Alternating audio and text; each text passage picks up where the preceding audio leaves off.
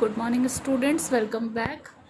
इसके पहले के क्लास में यानी ट्रिग्नोमेट्रिक के हमारे इंट्रोडक्टरी क्लास में हमने ट्रिग्नोमेट्रिक रेशियोज़ पढ़ा था, क्लास 10th का रिव्यू पढ़ा था, एंगल का मेज़रमेंट 2 टाइप से पढ़ा था, डिग्री मेज़र और रेडियन मेज़र में, और साथ ही साथ हमने एक रिलेशन पढ़ा था between theta, L and R. उससे रिलेटेड कुछ क्वेश्चंस भी किए थे। उसके बाद की वीडियो में मैंने आपको कुछ एग्जाम्पल्स भी बताए थे। तो ये जो उसी में कंटिन्यू जो आपको एग्जांपल्स दिए गए थे उसके ऊपर मैं बात कर रही हूँ। अब आज का जो वीडियो है उसके बाद का ये टॉपिक है, इसमें हम लोग बेसिकली पढ़ेंगे trigonometric function. That was your trigonometric ratios and this is your trigonometric function. First of all you should know the difference between trigonometric ratios and trigonometric functions. Trigonometric ratios simply आपको एक acute angle के लिए हम लोग deal करते हैं, जैसे कि मैंने यहाँ लिखा हुआ है trigonometric ratios are called sine theta, cos theta, tan theta, sec theta, cot theta and cosec theta. There are total 6 ratios which was dealt with acute angle. Acute angle कहने का मतलब कि वो 90 डिग्री से कम के एंगल या 90 degree के angle के ऊपर हम लोगों ने बात की थी क्लास 10th में और हमारे इंट्रोडक्टरी वीडियो में भी। आज जो हम लोग पढ़ेंगे फंक्शन एडेड है, ज़रा आप यहाँ ध्यान से देखें। और सर्कुलर का क्या मतलब है वो मैं आपको थोड़ी देर बाद बताऊंगी, जब कुछ कंटेंट हम लोग डिस्कस कर लेंगे उसके बाद। तो मैंने यहाँ का आज का टॉपिक लिखा ट्रिग्नोमेट्रिक और सर्कुलर फंक्शंस। तो फंक्शन किसे कहते हैं? ऑब्वियसली हमें फंक्शन क्लास 11th में एक बहुत ही इम्पॉर्टेंट टॉपिक है हमारा चैप्टर 2, जिसको अभी हमने स्टार्ट नहीं किया है। बिफोर दैट मैंने आपको ट्रिग्नोमेट्रिक फंक्शन स्टार्ट किया है। तो एक फंक्शन का छोटा सा एक ब्रीफ इंट्रो हम आपको कर दें, वो क्या है वो देखिए। No two distinct pair has same value. अब आपको ये चीज़ें हो सकता है समझ में नहीं आई होंगी, मैं फिर से बोलती हूँ। No two distinct pair. Distinct pair कहने का मतलब अलग अलग पेयर। पेयर का मतलब तो आप समझते होंगे, जो चीज़ें जोड़े में आती हैं, दिस इज कॉल्ड पेयर। दो साथ में, two things are coming together, these are called pairs. ठीक है, तो मैंने कहा यार नो टू डिस्टिंक्ट। डिस्टिंक्ट का मतलब अलग अलग। अलग अलग दो पेयर अगर हैं तो उनकी जो वैल्यूज़ होंगी वो सेम नहीं होंगी किसी एक पर्टिकुलर पॉइंट पे। हो सकता है इस डेफिनेशन को आप बहुत क्लियर नहीं समझ पा रहे होंगे, तो मैंने एक एग्जांपल लिया आपके लिए। मैंने लिखा एग्जांपल इज साइन 45 डिग्री क्या है, 1/2√2 देता है। तो हम लोग इसको कभी भी नहीं बोल सकते कि रैदर देन 1/√2 हमारे पास साइन 45 डिग्री की दूसरी वैल्यू होगी किसके ऊपर, साइन मतलब theta is equal to 45 degree पे। Theta is equal to 30 degree पे 1/2 की वैल्यू आती है, वो सिर्फ 1/2 की वैल्यू सिर्फ 30 डिग्री पे ही मिलेगी, वो भी साइन के थीटा में 30 में। ठीक है, तो ये चीज़ है फंक्शन। फंक्शन का सिंपल सा एक फंडा है कि कभी भी दो पॉइंट पे आपको सेम वैल्यूज़ नहीं मिलेंगे। जैसे कि साइन 30 की वैल्यू 1/2 है और कॉस 60 की वैल्यू 1/2 है। वैल्यू इज सेम 1/2, बट आप थीटा पे तो देखो, चेक करो, एक 30 डिग्री पे है और एक 60 डिग्री पे है। तो ये कॉन्सेप्ट देता है फंक्शन कि किसी एक पर्टिकुलर पॉइंट पे अगर हम लोग वैल्यूज़ निकालेंगे तो वो दो वैल्यूज़ अलग अलग नहीं देगा किसी एक पॉइंट पे, वो एक ही वैल्यू देगा एक पॉइंट पे। ये फंडा है फंक्शन का। मैंने यहाँ पे लिखा कि किसी एक पॉइंट पे दो वैल्यूज़ हमें नहीं मिलेंगे। ये एक्स नहीं है, ये क्रॉस का साइन है। ओके, अब ट्रिग्नोमेट्रिक फंक्शन में क्या होगा भाई? ऑब्वियसली फंक्शन का मतलब तो हम समझ गए कि किसी भी एक पॉइंट पे दो वैल्यूज़ नहीं होने वाले। ठीक है, तो ट्रिग्नोमेट्रिक फंक्शन क्या होंगे? जहाँ पे ट्रिग्नोमेट्रिक रेशियोज इन्वॉल्व होंगे। तो यहाँ पे हम लोग क्या पढ़ने वाले हैं? Here trigonometric function is defined for any angle. मुझे यहाँ लिखना चाहिए था एनी एंगल, मैंने एनी 2 टाइम्स लिख दिया है। This must be any angle like obtuse और एक्यूट। ट्रिग्नोमेट्रिक रेशियोज में हमने सिर्फ एक्यूट एंगल पढ़ा है, but in case of trigonometric function हम ऑब्ट्यूज भी इन्वॉल्व करेंगे। ऑब्ट्यूज इन्वॉल्व करने का सिंपल सा फंडा है कि 90 प्लस तक जाएंगे और सिर्फ 360, 90 प्लस से शुरू तो करेंगे ही करेंगे, लेकिन सिर्फ 360 में ही नहीं रुक जाएंगे, हम लोग 360 के ऊपर भी जाएंगे। 360 के ऊपर आप जैसे रोटेट, एक सर्कल को आप अपना माइंड में फिक्स करके रखो और मेरी बातों को ध्यान से सुनो।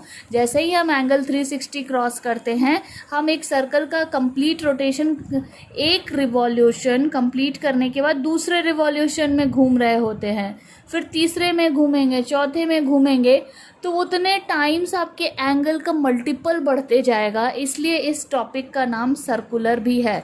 हम लोग इस तरह से रोटेट रोटेट रोटेट रोटेट करते ही जाएंगे, सिर्फ 360 पर ही नहीं रुकने वाले, उसके बाद भी जाएंगे, इसलिए इसका नाम एक सर्कुलर भी है। और फंक्शन के मतलब तो आप समझ गए। ट्रिग्नोमेट्रिक क्यों है? क्योंकि ट्रिग्नोमेट्रिक रेशियोज के साथ हम लोग इसको डील करने वाले हैं। और एक्ट्यूट तो हम पढ़ेंगे ही पढ़ेंगे, साथ ही ऑब्ट्यूज भी पढ़ेंगे। ये हमारा आज का टॉपिक है। हमने एक कंसिडर कर लिया, मान लो। अच्छा, एक और इम्पॉर्टेंट बात, जब आप यहाँ पे फंक्शन पढ़ रहे हो तो फंक्शन के साथ ना बाय डिफ़ॉल्ट दो चीज़ें तो एकदम आएंगी ही आएंगी। एक चीज़ का नाम है डोमेन और एक चीज़ का नाम है रेंज। ये फंक्शन जहाँ जहाँ आएगा वहाँ वहाँ उसके साथ ही चले आएंगे, ये अपने आप बाय डिफ़ॉल्ट आ जाएंगे, डोमेन और रेंज। उसके बिना फंक्शन ही तो डिफाइन नहीं है ना। तो अब देखो यहाँ पे एक एग्जांपल मैंने लिया f(x) = sin x का, ठीक है। अब डोमेन के लिए मैं क्या बात करती हूँ, ये x दिख रहा है, ये जो इंसर्ट करेंगे वैल्यूज़, जैसे यहाँ पे x की बात कर लेते हैं। यहाँ पे x 0 डिग्री होगा, x यहाँ 30 डिग्री होगा, 45 डिग्री होगा, 60 डिग्री होगा, 90 डिग्री होगा, 180 होगा, 360 होगा, कुछ भी होगा। जिस पे ये x कुछ भी होगा तब तक होगा जब तक कि साइन हमें वैल्यू देता जाएगा, तब तक हम x की उस पर्टिकुलर वैल्यू को कंसिडर करेंगे। जैसे साइन 0 पे हम जानते हैं 0 होता है, 30 पे 1/2 होता है, 45 पे 1/√2 होता है, 60 पे √3/2 होता है, 90 पे 1 होता है, एंड सो ऑन। तो जहाँ जहाँ जिस जिस एंगल पे, मतलब ये x एंगल से रिप्लेस होगा, जिस जिस एंगल पे साइन फंक्शन हमें वैल्यूज़ देते जाएगा वो पॉइंट हमें डोमेन कहलाएगा। और वो सारे collection set of all values of x like 0, 30, 45, 60, 90, 120, 135, 180, 360, 270, whatever it will be, सारे के सारे the set of all values of x जिसके लिए फंक्शन यहाँ पे हमने f(x) = sin x लिया is defined. The most important word is here is defined. That values are called domain. और वो पूरा का पूरा वैल्यूज़ का जो कलेक्शन होगा, that collection is called domain. Domain का 2-3 नाम मैंने खुद से रखा हुआ है। मैंने रखा है इसको इनपुट। किसी भी मशीन में आप डालते हैं ना, एक इनपुट होता है, और जो आउटपुट होगा ना उसको मैंने रेंज कहा है। और जो इनपुट, जो चीज़ें आप इंसर्ट कर रहे होते हो, जिसके ऊपर आपको कुछ ना कुछ मिल रहा होता है, उस पूरे मेथड से, पूरे सिस्टम से जिस मिल रहा होता है, अगर आपको नहीं मिला तब तो वो डोमेन नहीं है, अगर मिला तो वो डोमेन है। यानी इंसर्ट कर रहे हो जो चीज़ें, these things are called domain. और output we are getting, resultant values we are getting, this thing is called range. तो रेंज क्या होगा? आउटपुट क्या है यहाँ पे देखो, f(x) या sin x का पूरा वैल्यू। जैसे 0 आपने पुट किया तो 0 इज़ x, पर 0 मतलब चलो 30 पे बात करते हैं। साइन 30 यानी x की वैल्यू आपने 30 ली, 30 इज़ योर x, पर 30 पे आपको मिलता है 1/2। ये 1/2 is your range, this is your result ना। तो this 1/2 is your range. Similarly 45 is your x and 1/√2 is your range. 60 is your x and √3/2 is your range. समझ में आया? तो इनपुट जो है this is called domain and output जो है दिस इज़ कॉल्ड रेंज। तो मैंने क्या कहा, set of all values of x itself, not x, sorry, f(x). f(x) मतलब the whole resultant value after the processing of x is called range. जिनको नहीं समझ में आए, come to me, contact to me, okay, for domain, range and function, because this is your individual topic you have to study in chapter 2, the most important topic for class 11th and 12th both. We will study later on. Now अब यहाँ जो मैंने figure बनाई है, आपको देख के लग रहा है oh my god it's very complicated figure, but no, it is not something like this. आप इसे बहुत अच्छे से समझिए। ये जो पेज दिख रहा है ना, यही इम्पॉर्टेंट पेज है भाई। उसके बाद तो आपको कुछ करना ही नहीं। This is most important page. Fan on है इसलिए पेजेस उड़ रहे हैं। मैं अभी फिगर के बारे में बात करूँगी, तो मैं फिगर को थोड़ा जूम करती हूँ। उसके पहले मैंने कुछ लिखा हुआ देखो आप। Let us consider a circle of unit radius. Unit radius का मतलब आर की वैल्यू 1। अब ज़रा इस फिगर को बहुत केयरफुली आप देखिए, ठीक है। आई होप कि यहाँ से आपको क्लैरिटी ज़्यादा होगी। एक सर्कल है जिसका रेडियस कितना है 1। जब आपने 1 रेडियस ले, ब्लैक वाले को अभी फोकस करो, ठीक है। मैंने 2 कलर यहाँ पे यूज़ किए, ब्लैक वाले को फोकस करो। अगर कोई सर्कल है जिसका रेडियस आप 1 लिए हो, तो या इसका कोऑर्डिनेट क्या होगा, इस पर्टिकुलर पॉइंट का कोऑर्डिनेट क्या होगा, क्योंकि यहाँ से यहाँ का डिस्टेंस 1 है, तो 1,0 एक्स एक्सिस की बात कर रहे हैं। राइट हैंड साइड पे 1,0, ब्लैक वाले को फोकस करो, और फिर एक्स एक्सिस के लेफ्ट हैंड साइड पे -1,0, अपवर्ड डायरेक्शन में 0,1 एंड डाउनवर्ड डायरेक्शन में 0,-1। ये 4 इंपॉर्टेंट चीज़ है। 4 कोऑर्डिनेट मैंने आपको बताए कौन कौन से, एक्सट्रीम पॉइंट्स के। एक्स एक्सिस पे 2, वाई एक्सिस पे 2। This is your origin point. अब बात करते रेड वाले कलर्स की। अब रेड पे फोकस करना, ओके। मान लो कि यहाँ पर ये कोई आपका पॉइंटर है, ठीक है, पॉइंटर P। ये यहाँ था, यहाँ पे कितना डिग्री बनता है भाई, 0 डिग्री। मैंने यहाँ 0 लिख दिया है, ठीक है। थीटा की वैल्यू मैंने लाल से भी लिखे, काले से भी लिखे, 0 डिग्री। अब ये पॉइंटर घूमना शुरू हुआ। In which direction, watch it, in which direction, in anti clockwise direction, so angle will be positive. ये हमने फर्स्ट वीडियो में अपना पढ़ा है। Pointer is moving from here and it is going on in anti clockwise directions। और इसका मन किया है ना, चलो एक बार बात करते हैं, इसको पूरा घुमाते हैं, ठीक है। इसको पूरा घुमाते हैं। यहाँ 0 था, यहाँ से इस पॉइंटर को मन किया यहाँ जाने का, कितना डिग्री बन गया, π/2। मैंने लिखा है रेड एंड ब्लैक बोथ में। अब ये π/2 पे गया, फिर इसको यहाँ पहुँचा, यहाँ कितना है, थीटा इज इक्वल टू यहाँ पे पाई 180 ना, और फिर यहाँ पहुँचा 3π/2। मैंने रेड एंड ब्लैक दोनों से लिखा हो। फिर वापस हम यहाँ 0 से शुरू करते हैं, ठीक है। एक सर्कल हम घुमा के आपको एंगल्स बता रहे थे। अभी देखो, फिर यहाँ पहुँच गया तो ये 0 ही रहेगा या 2π हो जाएगा, क्योंकि एक कंप्लीट रिवॉल्यूशन इसने कंप्लीट किया है। तो 0 से शुरू हुआ, पूरा चक्कर काट के आया, तो 360 हुआ ना। तो 360 की वैल्यू कितनी होगी, 2π। यहाँ तक बातें समझ में आई। अब बात करते सिर्फ रेड वाले कलर्स पे फोकस करेंगे, ठीक है। अब ये जो पॉइंटर P है वो यहाँ पहुँच गया, और इसको मन किया यहीं रुक जाते हैं। ये यहीं रुक गया तो ये एक एंगल बनाया थीटा, ठीक है। और हम बोलेंगे what is the coordinate for this point P। तो आप बोलोगे कैसे निकाले भाई, उसके लिए यहाँ चलते हैं। ये भी एक सर्कल है, लेकिन मैंने इस सर्कल के लिए रेडियस की वैल्यू 1 नहीं ली है, मैंने r ही रखा है। एक बहुत इंपॉर्टेंट कॉन्सेप्ट जो मैं आपको बता रही हूँ, ज़रा ध्यान से सुने आप, ये पेज ही बहुत इंपॉर्टेंट है आपके लिए। अगर कोई भी सर्कल ड्रॉ किया गया है किसी भी रेडियस का, और वो रेडियस का जो पॉइंटर है वो उस सर्कल के सरकमफेरेंस पे मूव कर रहा है, और वो जिस भी पॉइंट पे रुकता है, point to be noted here, जिस भी पॉइंट पे रुकता है उस पॉइंट पे वो जितना भी डिग्री का कोण बनाते हैं, यहाँ इसने थीटा बनाया पहले, ठीक है, यहाँ इसने थीटा बना लिया, तो थीटा एंगल जब बना by the help of this R वाला जो रेडियस है, या यही रेडियस यहाँ मूव करके पी पे पहुँचा है, तो जिस पॉइंट पे वो रुका उस पॉइंट का कोऑर्डिनेट होगा r cos theta comma r sin theta. This is also called polar coordinates. हम लोग इसको पोलर फॉर्म में भी पढ़े हैं, पॉइंट आप याद करो। इसको हमने x से रिप्लेस किया था, इसको हमने y से रिप्लेस किया था, ठीक है। तो ये चीज़ क्या है, मैं आपको रिपीट करती हूँ। अगर कोई भी सर्कल बना r रेडियस के हेल्प से, वो r रेडियस का पॉइंटर मूव करके जहाँ रुकेगा उस पॉइंट का कोऑर्डिनेट होगा r और थीटा मिला के r cos theta comma r sin theta. In this case r की वैल्यू कितनी है भाई, 1। r की वैल्यू 1 है, इसीलिए हमने यहाँ पे ये पॉइंट रुक गया, तो यहाँ से r दिखाई नहीं दे रहा आपको। सिंपली क्या दिखाई दे रहा, 1 cos theta comma 1 sin theta, क्योंकि यहाँ थीटा एंगल बना। फिर यहाँ आ जाओ, मैंने यहाँ पे थीटा एंगल बनाया। मान लो कि ये वाला चीज़ है, ये यहाँ जाके रुकता है, ठीक है, ये यहाँ जाके रुकता है। यहाँ ये कितने डिग्री का एंटी क्लॉकवाइज डायरेक्शन में कोण बना रहा, फाई का, तो इसका कोऑर्डिनेट क्या हो गया, r cos phi comma r sin phi. फिर ये यहाँ जाके गामा के पास रुक गया, गामा के पास रुक गया, तो इस r पॉइंट का कोऑर्डिनेट क्या हो गया, r cos gamma r sin gamma. तो सिमिलरली आप समझ गए होंगे कि ये मैंने क्यों लिखा, ये लिखा क्यों, क्योंकि यहाँ पे थीटा एंगल बना तो आर की जगह पे वैल्यू यहाँ पे, क्योंकि यूनिट लिया है, यूनिट रेडियस है हमारा 1 है, इसलिए यहाँ पे cos theta comma sine theta हो गया।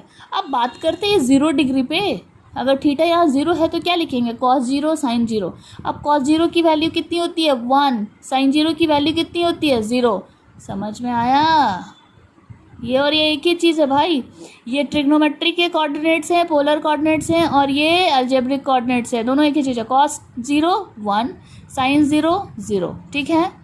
अब बात करो फिर जब ये घूम के आया था तो 2 पाई बनाया था ना, तो इसका मतलब हम क्या समझे कि कॉस 0 तो 1 होता है, हम जानते हैं, साइन 0 तो 0 होता है, हम जानते हैं, पर एक नया चीज़ हम जान गए यहाँ, कॉस 2 पाई यानी कॉस 360 डिग्री भी 1 होगा, और कॉस साइन 2 पाई यानी साइन 360 डिग्री भी 0 होगा। क्यों, क्योंकि एक्स एक्सिस पे है ना, और यहाँ पे 0 और पाई, सॉरी 0 और 2 पाई दोनों एक ही एंगल हुए ना, जहाँ 0 था वहीं पे तो 2 पाई है।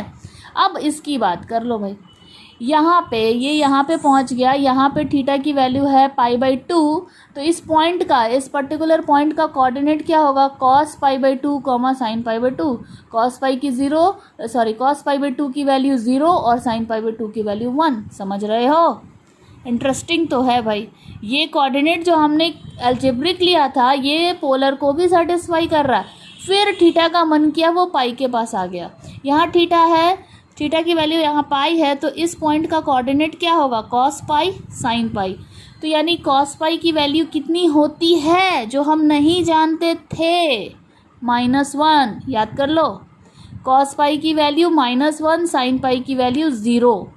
और फिर थीटा का मन किया यहाँ आने का, तो कॉस 360 की वैल्यू 0 और कॉस सॉरी साइन 360 नहीं बोलना चाहिए, 3π/2 की वैल्यू 0 और साइन 3π/2 की वैल्यू -1। अब आपको ये रेड कलर ब्लैक कलर सब समझ में आ रहे होंगे, बहुत क्लैरिटी से देखो, बहुत ध्यान से देखो, टाइम लेके देखो, ठीक है। अब देखो फिर अब चलते हैं, ये थोड़ा सा अपडेट किया है मैंने इस बॉक्स को। इस बॉक्स में जाने से पहले जो आप इतना 90 तक तो आप पहले से ही जानते हो, यहाँ तक तो आपको पता ही है। ऐड क्या किया, पाई 3π/2 और 2 पाई, ये सेक्शन मैंने ऐड किया। यहाँ जाने से पहले मैं यहाँ जाना चाहूँगी, नोट मैंने लिखा 5 पॉइंट्स। अगर इसे आप समझ गए तो ये तो आप ऐसे ही बना लोगे क्योंकि आप 90 तक जानते ही हो, ठीक है। चलो नोट में चलते हैं, बहुत इंपॉर्टेंट रिजल्ट है, लेकिन respect of this figure only. ये मत बोलना हर जगह एप्लीकेबल होगा, पहले ही सुन लो, ये मत बोलना हर जगह एप्लीकेबल होगा। इसी फिगर के रेफरेंस से हमने इस कंडीशंस को लिखे हैं। There are 5 points, most important 5 points. अगर सबसे पहले बात करते हैं एक्स एक्सिस की, एक्स एक्सिस में ढूंढो कौन कौन से एंगल है, एक है 0, एक है 2 पाई, एक है पाई। एग्रीड, 0 2 पाई या 0 पाई 2 पाई, ठीक है। सब पे देखो जी, यहाँ पे साइन की जो वैल्यू है वो 0, साइन की जो वैल्यू है वो 0, साइन सेकंड में आता है वाई वाले में, ठीक है, एक्स वाई वाले में। साइन की वैल्यू 0, साइन की value 0। Ultimately what result we are getting here, on X axis values of sine theta 0 होगा। याद करके रख लो, ये याद कर लोगे ना, यार टेबल बनाना तो कुछ नहीं है। एक्स एक्सिस पे वैल्यू ऑफ साइन थीटा क्या हो गया, 0। अब कौन कौन से एंगल आए थे, 0 पाई और 2 पाई, ठीक है। अभी फिलहाल respect of this figure we are discussing, we are resulting the values respect of this figure. Universal नहीं है, जनरलाइज नहीं है। अब उसके बाद मैंने ये थोड़ा अजीब सी चीज़ लिखी है जो आपको लग रहा होगा क्या है। अगर sine theta is equal to 0 है तो थीटा क्या होगा, n पाई। अब n पाई लिखने का मतलब क्या है, लिखने का तरीका है, n की वैल्यू आप कुछ भी पुट कर दो आपको 0 ही मिलेगा। 1 पुट करो तो पाई हो गया, 0 पुट करो तो हम यहाँ पहुँच गए। थीटा इज इक्वल टू 0 पे भी 0 हो गई, मतलब ये जनरलाइज्ड फॉर्म है इसका, इसलिए इसका नाम है general equation. This is generalized form of sine theta, इसलिए इसका नाम है जनरल इक्वेशन, जनरल सोल्यूशन। ये हम लोग 2 चैप्टर बाद पढ़ने वाले हैं, अभी नहीं, पर ये यहीं पे रिजल्ट आ जा रहा है, इसलिए मैं इसको यहाँ डिस्कस कर रही हूँ। यहाँ पे जरा ध्यान से देखो, sine theta is equal to 0, तो थीटा की वैल्यू मैंने लिख दी n पाई। ये ऐसे सजाया हुआ है इन जनरल, और n को मैंने इंटीजर बताया, इंटीजर मतलब माइनस प्लस सब। अगर आप यहाँ -1 ले लोगे, -1 ले लोगे तो -पाई हो जाएगा ना, तो इसको क्लॉकवाइज डायरेक्शन में मूव करा के यहाँ नाप लो, -पाई पे भी वैल्यू 0 आएगी, पाई पे भी वैल्यू 0 आएगी, 1 2 3 4 5 6 कुछ भी पुट कर दो, 5 पाई 6 पाई 7 पाई चेक कर लो, क्योंकि इवन नंबर तो यहाँ है, इसको ऐसे देखो, इवन पे भी और ऑड पे भी, 1 पे भी और 2 पे भी, दोनों पे साइन की वैल्यू 0 है, 1 पे भी और 2 पे भी दोनों पे साइन की वैल्यू 0 है, तो यानी कि ये जनरलाइज्ड है, theta is equal to n pi होगा, मतलब जब जो भी नंबर आपको मर्जी पुट कर लो यहाँ पे थीटा की वैल्यू तो आपको 0 ही मिलेगी। ये बहुत इंपॉर्टेंट रिजल्ट है, पहला पॉइंट। दूसरा क्या है, y is equal to y axis पे कॉस की वैल्यू 0 आ रही है, देखो y एक्सिस पे ना कॉस की वैल्यू 0 आ रही है, कॉस की, ठीक है, कॉस की वैल्यू 0 आ रही है, तो कॉस लेकिन यहाँ पे है क्या, देखो ये π/2 है, फिर यहाँ पे क्या है 3π/2, π/2 ऐसा है, और 3π/2 पहुँचने के लिए हमें यहाँ 1 ऐड करना पड़ रहा है, यानी π/2 में 1 पाई ऐड किए तो 3π/2 में पहुँचे, फिर 1 पाई ऐड किए तो फिर 5π/2 पहुँचेंगे, फिर 1 पाई ऐड करेंगे 7π/2 पहुँचेंगे, फिर 1 पाई ऐड करेंगे 9π/2 पहुँचेंगे। तो चल क्या रहा है, मैंने यहाँ लिखा भी है π/2 3π/2, फिर 1 पाई ऐड कर दो, फिर 5π/2, फिर 7π/2, तो अल्टीमेटली ये जो इम्पोर्टेंटली आ रहा 1 3 5 7 9 11 13 these are odd multiples of π/2, odd multiples of π/2। तो ऑड मल्टीपल को कैसे शो करते हैं, पहले इवन लिखते हैं, उसमें 1 जोड़ देते हैं, और किसका मल्टीपल है π/2 का, तो this is odd multiple of π/2। तो मतलब रिजल्ट क्या आ रहा है कि y एक्सिस पे आपका cos थीटा 0 होगा, और cos थीटा अगर 0 है तो थीटा की वैल्यू होगी 2n + 1 π/2, 2n + 1, 2n + 1 क्यों लिखे, दिस इज इवन और उसमें 1 जोड़ दिए, प्लस हो गया ऑड और π/2, जहाँ पे n क्या है आपका इंटीजर। मैं यहाँ तक वीडियो एंड करूँगी, ये वीडियो मैं थोड़ी देर बाद आपको अपलोड करने वाली, दिस इज सेकेंड टॉपिक और वीडियो बहुत लंबा हो रहा है, इसलिए इसको ज़रा ध्यान से 0 डिवाइडेड बाई एनीथिंग मतलब 1 2 3 4 5 6 7 8 0 ही होगा, एनीथिंग डिवाइडेड बाई 0 इन्फिनिटी होगा, एनीथिंग डिवाइडेड बाई इन्फिनिटी 0 होगा। ये तीनों को याद रख लो, ये टेबल आप बना लोगे, ये खुद से बना के देखो, ये टेबल नहीं बने तो मुझसे पूछ लेना, इतना आधा आप जानते हो। ये चीज़ें मैंने कहाँ से लिखी, मैं भी यहीं से लिखी हूँ, ठीक है। 0 डिवाइडेड बाई 1, 0 डिवाइडेड बाई 1 मतलब क्या हुआ 0, 1 डिवाइडेड बाई 0 मतलब क्या हुआ इन्फिनिटी, और 1 डिवाइडेड बाई इन्फिनिटी क्या हुआ 0, ठीक है, पता ही नहीं इसका, इसलिए यहाँ से, ठीक है। अभी मैं वीडियो यहीं पे एंड कर रही हूँ, बाकी जो नेक्स्ट वीडियो हमारा जो ये भी मोस्ट इंपॉर्टेंट है, पर ये छोटा सा टॉपिक नहीं है, इसलिए मैं इसको यहाँ नहीं शुरू कर रही हूँ। Sign of trigonometric ratios in coordinate and trigonometric ratios of allied angle, इसके ऊपर बात करेंगे। थोड़ा लंबा टॉपिक है, वीडियो ऑलरेडी 22 मिनट का हो गया है, सो मिलते हैं थोड़ी देर के बाद। Thank you.